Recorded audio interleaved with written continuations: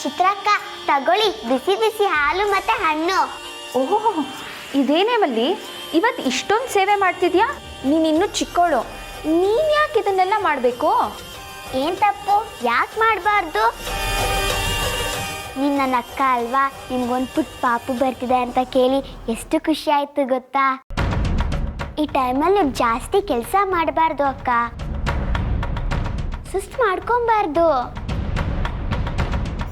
ಹೊತ್ತೊತ್ತಿಗೆ ಸರಿಯಾಗಿ ಹಾಲು ಹಣ್ಣು ಊಟ ಎಲ್ಲ ಮಾಡಬೇಕು.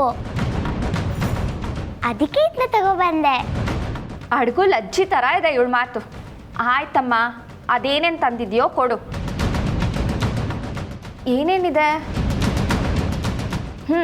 ಸರಿ, ನಾನು ಆ್ಯಪಲ್ ತಿಂತೀನಿ.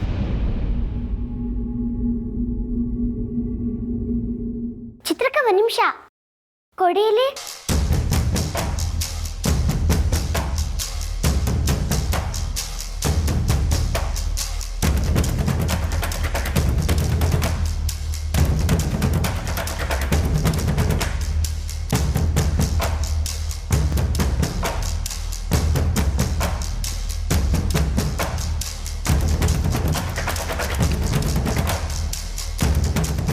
ಸರಿ, ಈಗ ತಗೊಳ್ಳಿ.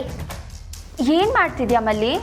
ಅದು ಅಮ್ಮ ಅಜ್ಜಿ ಎಲ್ಲ ಮಾತಾಡ್ಕೊತಿದ್ರು.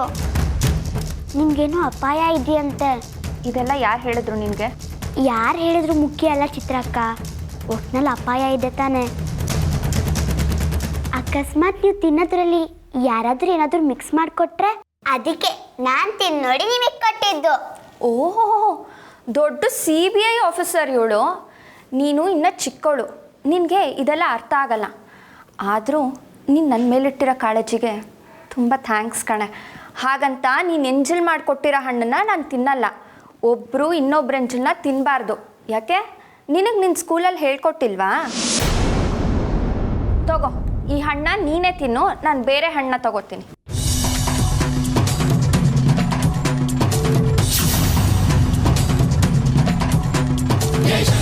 जय शंकर